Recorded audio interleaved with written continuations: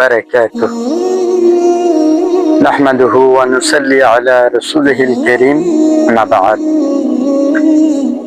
সমস্ত প্রশংসা মহান আল্লাহ সুবহানাহু ওয়া তাআলার জন্য।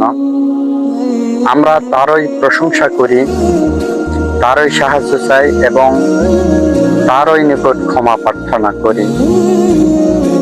দরুদ ও সালাম বর্ষিত হোক আমাদের প্রিয় নবী হযরত মুহাম্মদ সাল্লাল্লাহু আলাইহি ওয়াসাল্লাম ও তার পরিবার পরিজন, সাহাবায়ে কেরাম এবং কিয়ামত পর্যন্ত আগত সকল উম্মতের উপর। প্রিয় মুসলিম ভাই ও বোনেরা, আজ আমি আপনাদের সামনে হাদিসের আলোকে রোজাদারদের 10টি মহা মর্যাদা তুলে ধরব, যাতে আমাদের হৃদয়ে রোজার প্রতি ভালোবাসা, গুরুত্ব আরো বেড়ে যায় ইনশাআল্লাহ।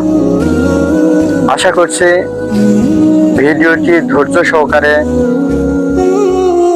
দেখবেন এবং অপরকে দেখার সুযোগ করে দিবেন ইনশাআল্লাহ।